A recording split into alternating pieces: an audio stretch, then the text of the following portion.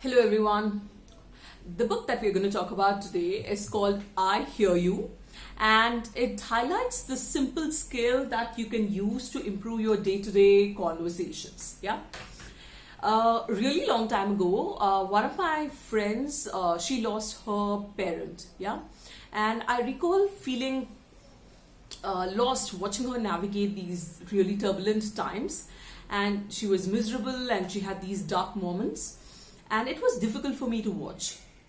I felt helpless. I wanted to do something. I didn't really know what. So I tried various things in my attempt at making her feel better. So until one day she actually snapped, turned around and said, you know what? I don't want you to fix this. All I want you to do is to listen to me. Yeah.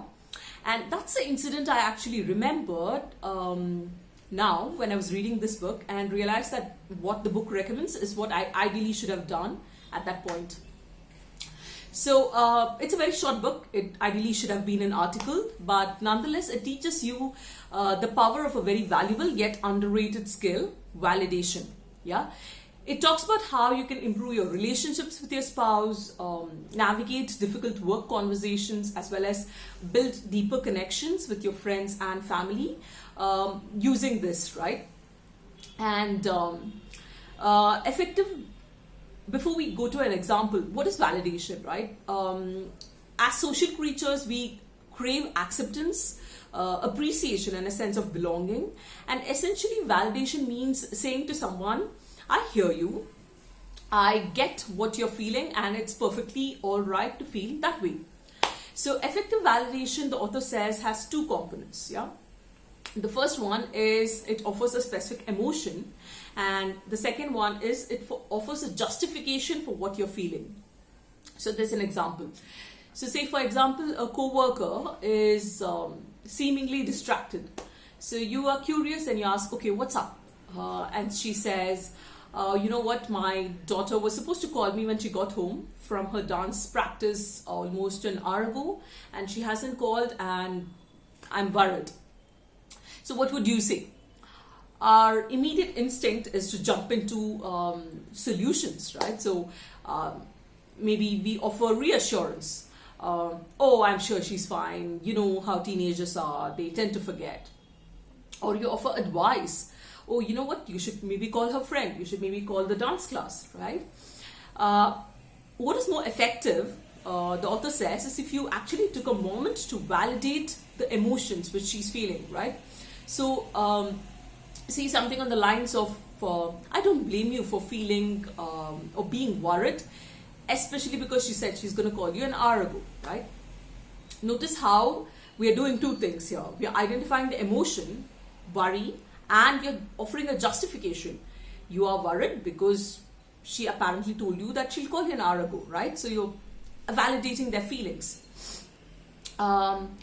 So in a nutshell, he talks about this 4-step process that one could apply to any situation, right? Listen empathetically, validate the emotion, offer advice or encouragement if appropriate.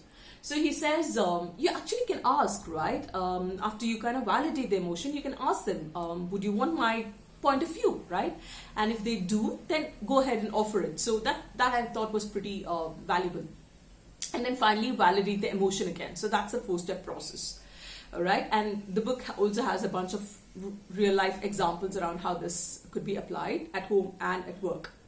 So it reads like a simplification of the psychologist John Gottman's Bits for Attention, which if you haven't read, I recommend you pick that up. So in a relationship, Gottman actually talks about how we have this bid for attention, right? Like we would say, you know what, hey, look at this, or look at that car, or you're asking your spouse or your partner or anyone else a bid for attention, right? And if it's not reciprocated, that's what results in unhealthy relationships. So it does have points around those lines within the book as well, right? Nonetheless, I think it's a framework one could definitely adopt in how one improves communication and how you could connect better with people around you. All right. So I'm going to leave you with this quote from the book. It's by this person called Leo Rosten.